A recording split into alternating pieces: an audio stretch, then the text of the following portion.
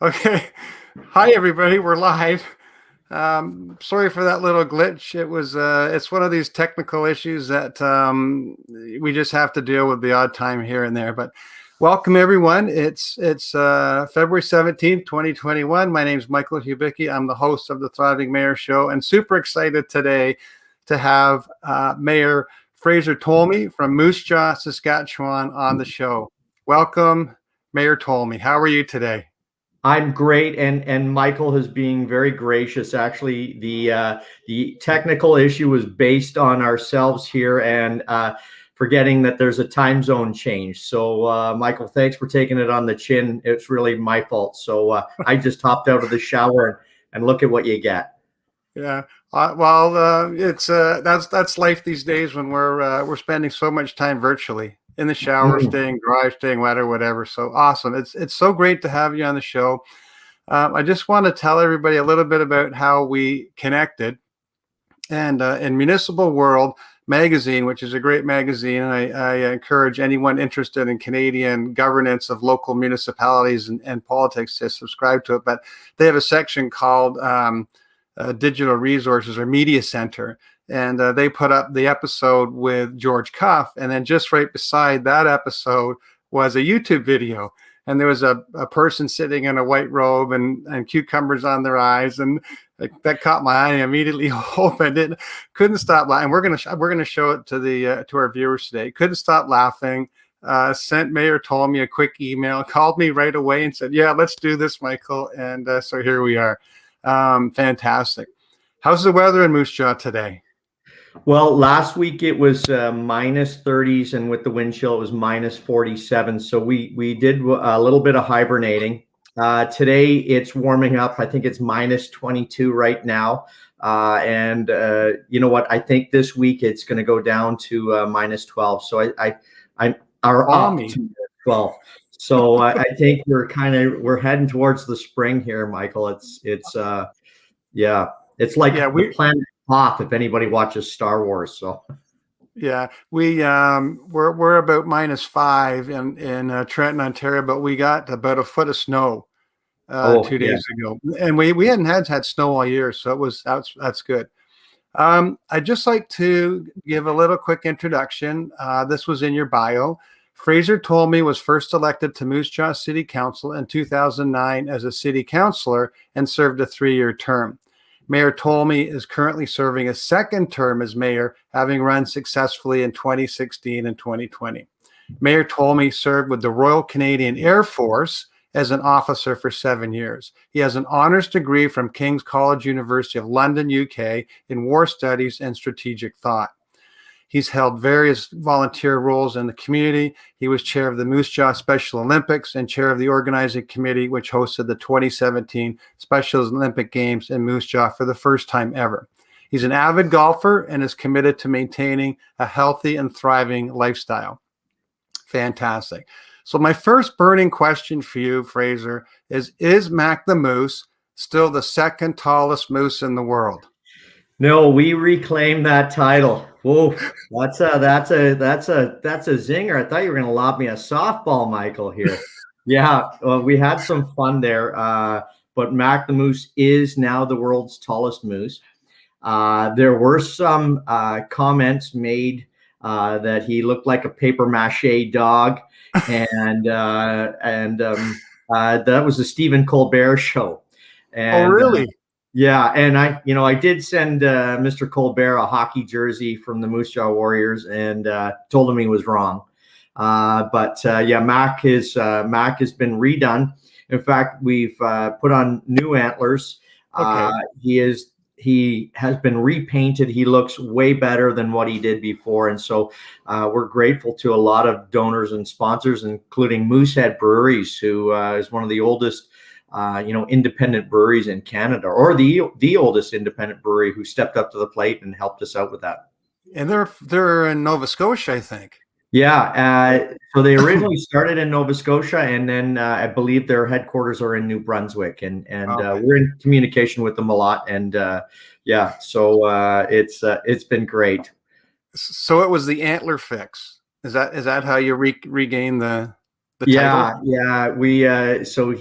There was lots of recommendations that he could wear high heels, that he could have a Mountie on top of him. But truly, Oh, if you're yeah. going to have the world's tallest moose, it's got to be based on the moose's anatomy. And so the antlers before were, I got to be honest with you, they were weak, and the new ones really do the job. It makes them look like a real moose. So Yeah, we're that's proud of awesome. them. Yeah, thank you so much for that. It was when I was going through some of your YouTube videos, and we'll get to that as well. But that was one where you actually put a questionnaire out to the community, and then there was some comments back from the guys in Norway saying like, you reclaim it, you make it taller, then we're going to make ours taller. So that was really great, lighthearted fun. So the way that I first found out about you too, Fraser, was through YouTube, and you got some really fun videos on the Moose Jaw YouTube channel, which I asked people to go and check out. And the video that I was talking about, Canada's most notorious city, wanting to get away from it all, is over 15,000 views now in 2 weeks. So do you mind if I play that, and then we'll have a little chat about it? Sure, Okay. absolutely. Okay, so I'll just go to this view here, turn that off, and here we go. Are you a Canadian politician taking heat for going away at Christmas? Listen up. I'm Fraser Tolmie, Mayor of Moose Jaw. And I'm notoriously lucky because I don't need to take the heat to get away from it all. Why? Thank you. Because we have it all right here in Canada's most notorious city.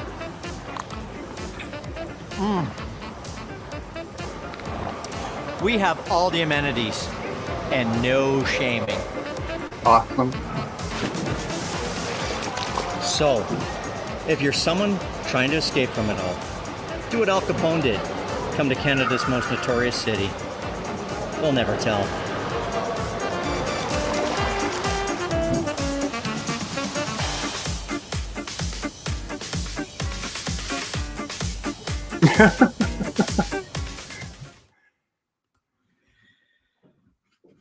Oh, that's so awesome. Congratulations on that. Thank you. That was lots of fun to do. Biggest strawberry ever, eh? I mean, size of an apple.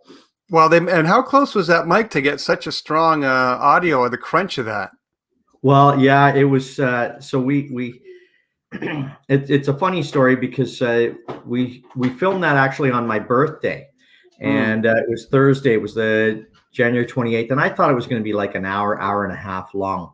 And so when I showed up, our film crew and our production crew, which are really good, they're fantastic. They've been behind my New Canada video and a few of our others that you've obviously seen. And they're like, okay, we got some new ideas. And you're like, man, and so they're like, okay, we're going to shut the jets off. And I kind of got a little bit worried because there were people that were residents, or not residents, but they were vacationing there. Yeah. And so after a while, it took longer and longer and longer, and then people started complaining.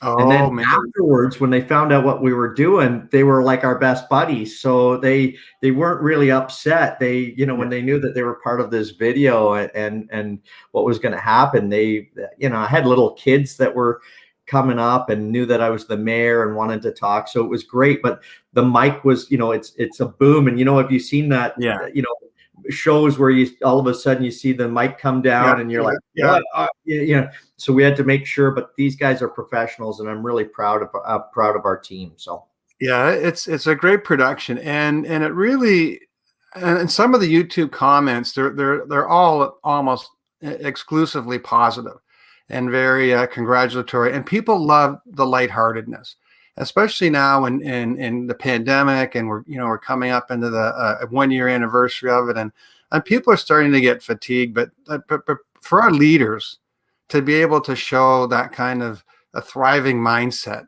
and mentality, and have some fun with it, and still poke some fun at some other politicians along the way, and There's so many great little themes and stories in that, and I'm really hoping, I'm sure everyone else is, that there's more of a series potentially on the horizon here. Yeah, so I mean, there is it is great, the way that we've been able to pull it all together. There's a couple things that you've touched on. Number one, everybody's tired of the COVID pandemic. Everybody's sick and tired of politicians doing press conferences, giving you updates about, today's lockdown is, and you're like, oh, come on, like, and everybody's going to watch it, and they're like, give me something else. And so, we did notice that, politicians, some, not all, were kind of not walking the talk, and it hit home for me because I've got a mother that's out in Ontario, in Hamilton area, who's been recently diagnosed with Alzheimer's, and she's I'm sorry. got transportation. My father's, legally blind, and so I've got friends and family that are helping us out right now. But really, I feel like I should be flying out there. Now, if I'm going to do that, I will make a public announcement instead of just kind of slinking off and then getting caught. I'm going to say, hey, everybody, I need to fly out. This is going to be to deal with a family issue, and then everybody knows, and be upfront, right? That's what people expect of their politicians. But we've had a good formula, and part of our formula is about the way that we've branded our community recently, and the way that we've pulled our community together in a strategic plan. And so this really is the fruits of that foundation, and about attracting people to come to our community, but also advertising when no one else is advertising, and getting more bang for our buck, and then really kind of being the community that says, okay, instead of let's focusing on where we are, let's focus on where we're going to go. And you have to have a vision for the future. And that's what I think people expect from leadership. And I think we need to really be talking about where we're going as a country, as a province of Saskatchewan, and as a community of Moose Jaw. Yeah, that's so amazing. And it's almost like you wrote my questions before we got on, which you didn't. But my very next question was about leadership. And this is, you're such a great example for young and older, basically for all of us, about how to be authentic to ourselves, and share our story, share our energy and our creativity, which is just great. And I'm just wondering about when you were growing up. I'm not quite sure where you grew up, but I'd like to hear a little bit about that, and then some of the influences, or maybe the person that influenced you the most to become the leader you are. And we'll talk a little bit about the armed forces, but can you share a little bit about your background? Yeah, sure. So I grew up in a community of Dundas, Ontario, and was born in Hamilton. My parents divorced when I was 2. And so I spent a lot of time with my grandmother, my mom's mom. And we always, I was always like, tell me a story. And she would always tell me stories of the war, World War II. And my family's Scottish. So, forgive me, my mom's Scottish, my dad's Scottish. So half of me likes to drink, the other half hates paying for it. But, I would spend time with my grandmother. I'd ask her, tell me a story about this. She would tell me the same story. Right. But I just wanted to know about it. I'll share this one because I think this is, I was thinking about this the other day and reflecting on it, but my mom and my grandmother were evacuating Glasgow, and because Glasgow was a shipbuilding city. And so my grandmother was barely 5 foot, and she had all her belongings in the big leather suitcase. And she had my mom on my arm, on her arm. And she was going through the Glasgow train station, and there was sailors, soldiers, airmen, people hustling, bustling. And she was having a difficult time to get to the train because she was going to a place called Dumfries, which is where we had family. And all of a sudden an Australian soldier picked her up and took her off and helped her onto the train. And there was 2 British soldiers there. And he says, if, air raid siren goes off, boom, get these ladies out. 2 minutes later, air raid siren goes, those soldiers are gone. He came back. They waited. And then because they couldn't travel, because you didn't know if there was bombs on the rail lines or whatever, they went back to my great aunt's house. And the house in which my great aunt, great uncle, and my mom's cousin lived in wasn't very big. And this Australian soldier officer was obviously from a sheep farm, and he was looking around. And then he looked at my grandmother and he said, "Is this what your husband's fighting for?" And I used to hear that story, as I was telling you, time and time and time again. And then it really hit home. It wasn't what he was fighting for. It was who he was fighting for. It was my mom. It was my grandmother. He made sacrifices. My mom made a sacrifice to come over to Canada to start a new life. My dad made a sacrifice to come over to Canada and start a new life. And so what inspires me is the democracy in which we live in. And, it's something that I'm obviously very proud of.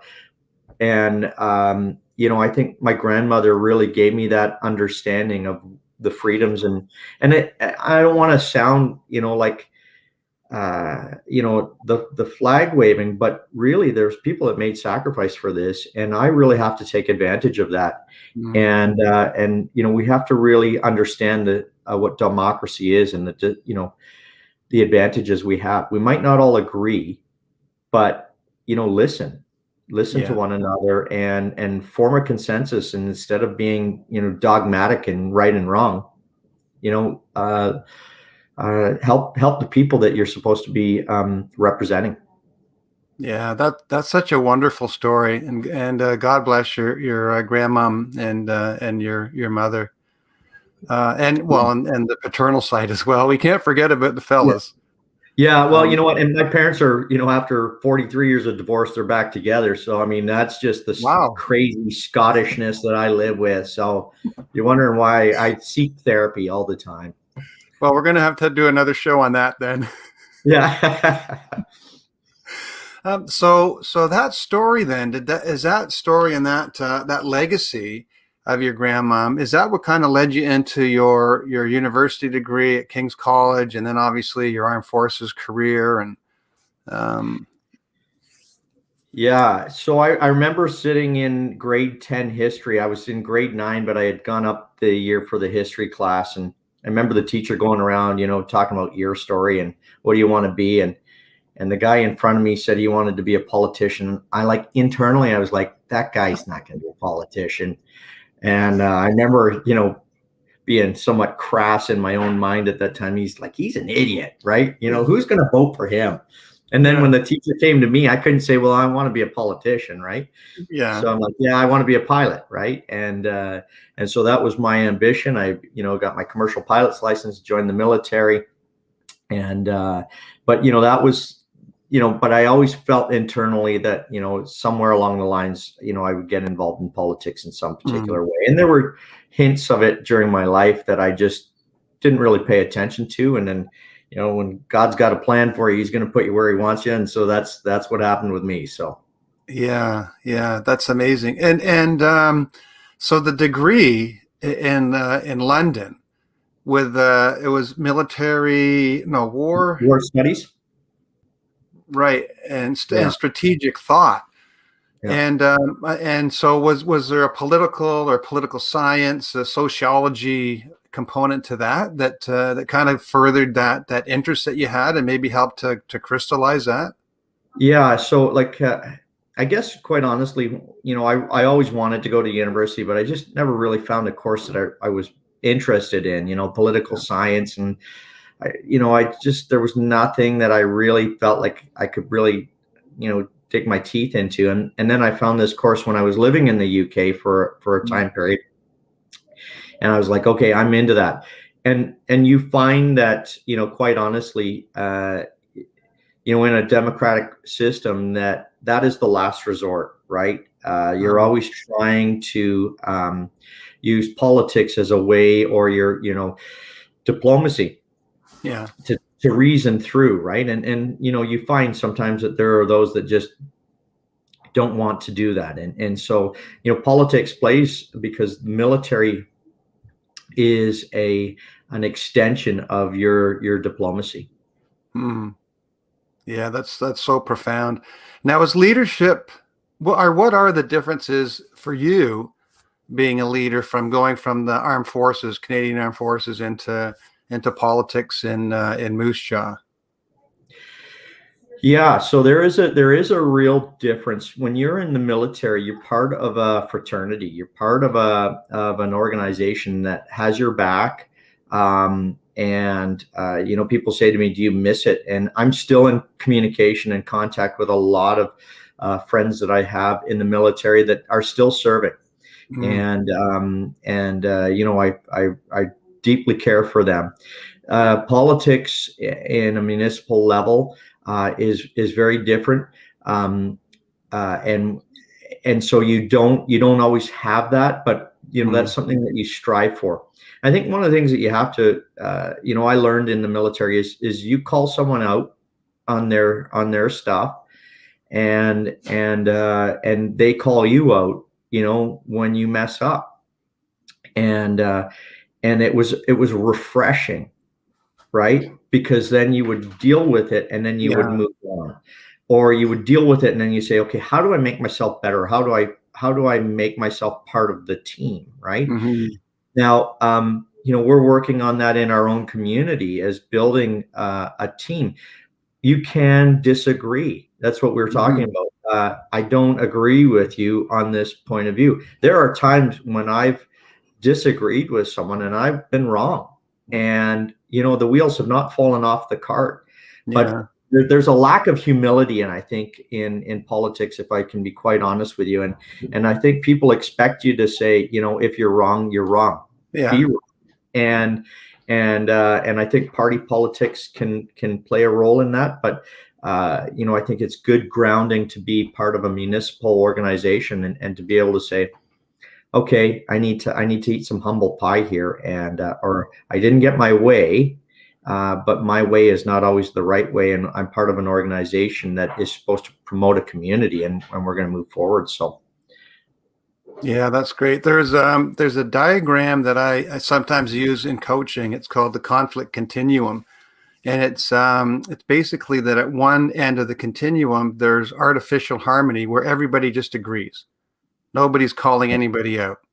And then in the middle, it's like you're calling, everybody's like holding responsibility and taking responsibility, but staying factual. And at the other end is conflict.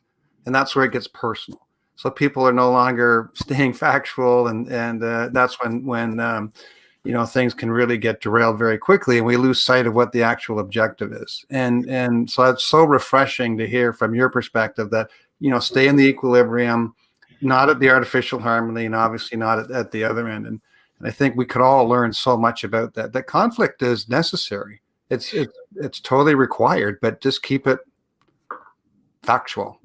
Yeah, and I think a lot of people are afraid to get into conflict because usually, where does your original conflict start? It's usually in the home, right?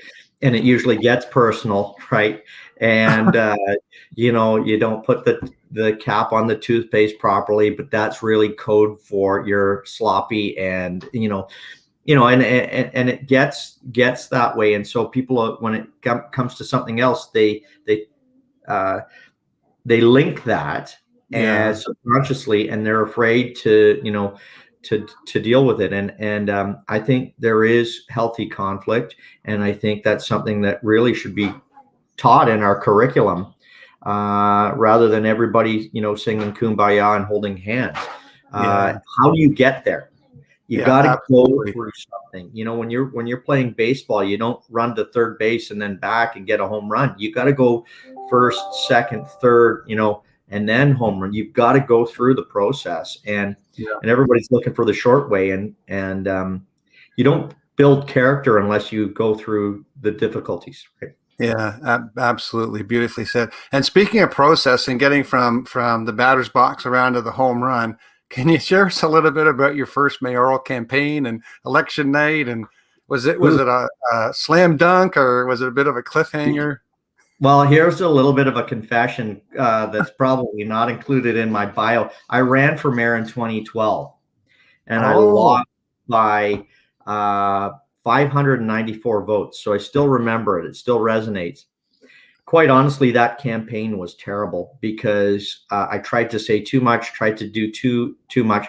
Everything that I campaigned on, like economic development, infrastructure renewal, that council did, but because it wasn't their story and it wasn't their vision, it didn't work. And so in 2016, I was going to my lawyers just to talk about mortgages, and he says, well, I'm here to talk to you about running for mayor.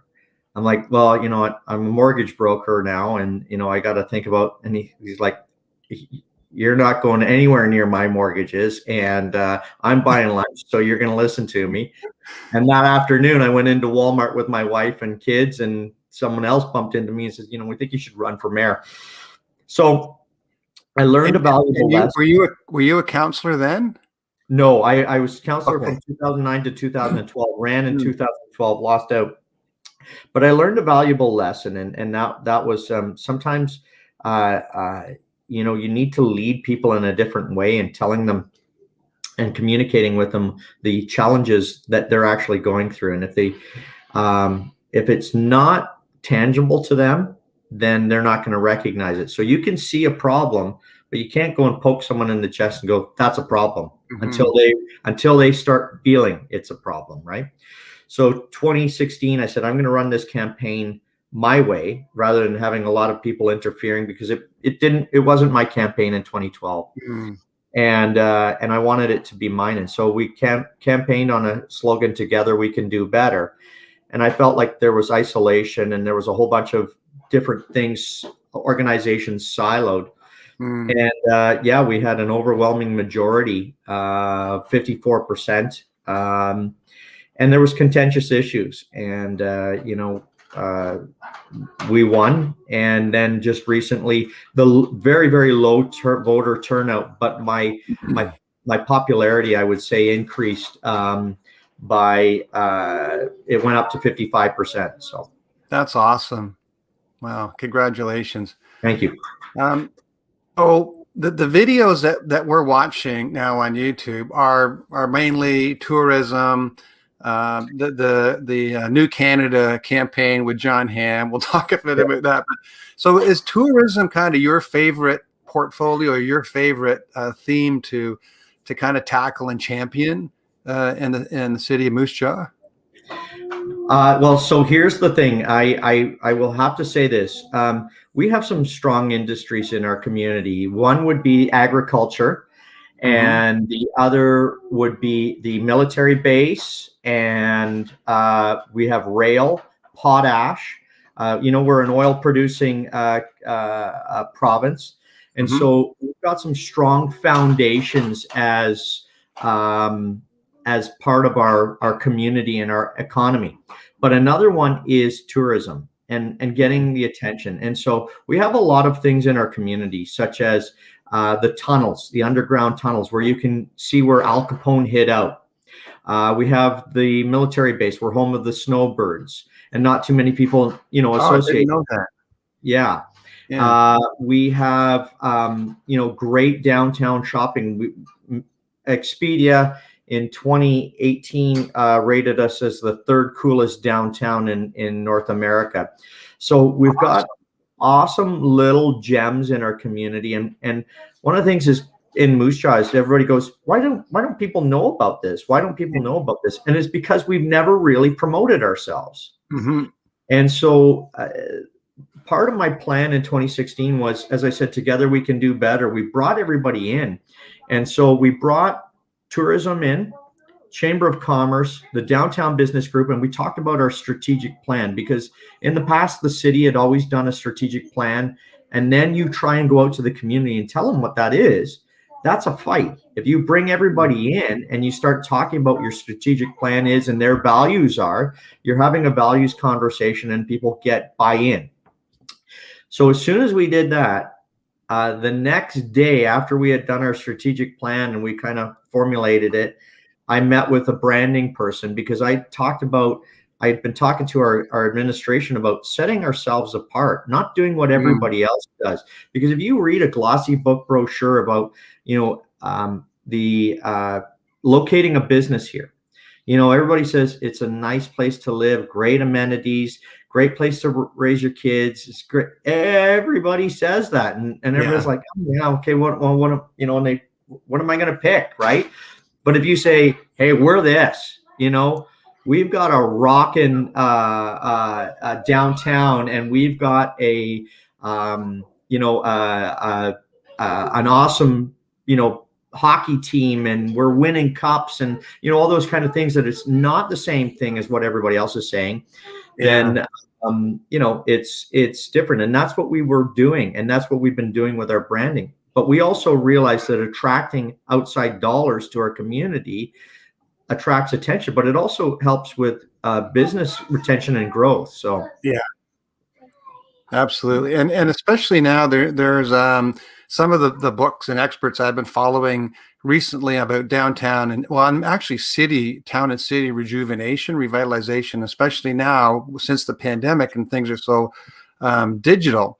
It's these digital nomads that communities are trying to attract in with high speed and incubators, and trying to be a bit more innovative, but in ways that are actually aligned with these new entrepreneurs. And the cities that are being like Moose Jaw, with mayors like you, are attracting these people because they see it's someplace fun to live, because they've got to get out and especially after the pandemic, and to be able to enjoy themselves.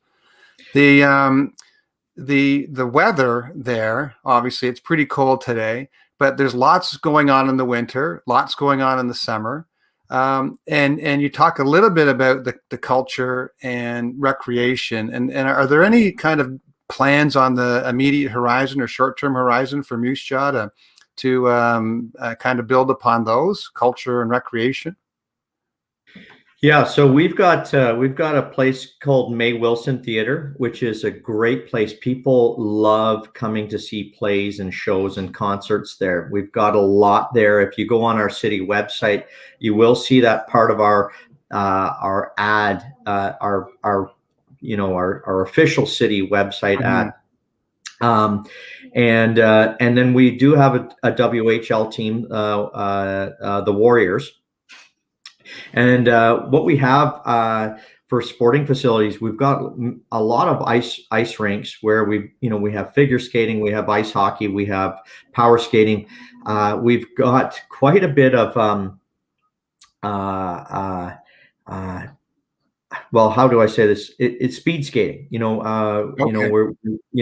We've got an outside oval track. The oval, right? Yeah. The oval, yeah.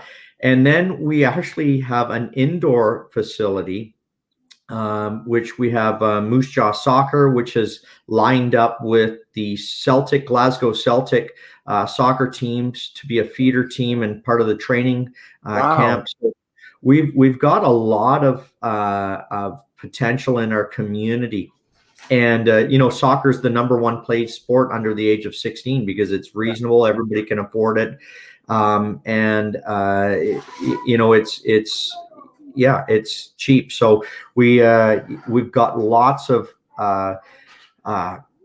things to do. And then going back to the arts and culture, we have our own little art museum, and we also have a yearly festival of words that we host. And so it's really a unique spot. Everybody associates Western Canada with farming and oil, but we've got a lot of cultural things that are within our community. Yeah, that's awesome. And we're getting close to our half hour, Fraser. But I just want to touch back on that the John Hamm skip the dishes campaign that you guys got going. And there was the first video about, I think he said, I've ordered a Moose Jaw and a Yellowknife and a Sault Ste. Marie. And then, so just tell us a little bit about that exchange. Yeah, so Skip the Dishes had witnessed what was going on with the Moose Wars. And they said, look, we're going to do a nod to Moose Jaw, and we'd like the mayor to do something. And they said, we'd like for him to go on top of Mac the Moose and drink a liter of maple syrup. Now, I'm not afraid of heights. I can do that. And I can drink, a liter of maple syrup because I believe it's a beverage. Yeah. But I'm like, you know what? I kind of think that's kind of like trying to do something that's a little bit ridiculous. So anyways, we emailed them back and said, look, we're gonna do something, but just give us a bit. And they said, don't worry about it. Well, I'm not that kind of guy. I don't back down. Obviously not. And so I snuck the film crew into our office, and I didn't even tell our communications manager. And I just came up with a script, and there's some outtakes because I think we included Turks and Caicos as part of our new Canada and California and the Western United States. But so then we put it together and we sat down and called Skip the Dishes, let the communications guy see it, and then he laughed, and as soon as he laughed, then we sent it off to Skip the Dishes, and they absolutely loved it. Awesome. Yeah.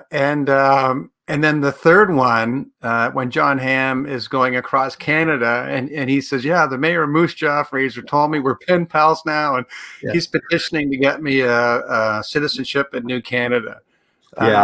So has there been further communications along that front? And well, we had a bit of fun, and if you watch the NHL All-Star game, the commentators were asking, John Hamm when he was going to be going up to Canada, but it really is through Skip the Dishes, and he's a St. Louis Blues fan, and I'm a Boston Bruins fan, so I'm a little bit sore right now after the Bruins lost the cup to those guys. So I know it was kind of payback for the early 70s, but anyways, well, I'll reach out to him. We're going to send him a hockey jersey from the Moose Jaw Warriors and welcome him up here, and hopefully he'll come up here and visit us here in the notorious city. The notorious city. Well, Fraser, thank you so much. Can't say enough. Thank you enough. And even though we had that slight little time zone glitch at the beginning, and then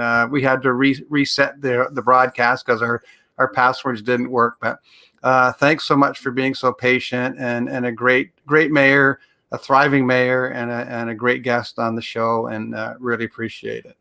Well, thanks to all your viewers for watching this, and really, Michael, thank you for what you're doing and raising the profile of municipal politics. It's been great. I've actually watched a couple of your past shows there, and so it's been a real pleasure. And you ever need me, just give me a shout. I'll be more than happy to come back.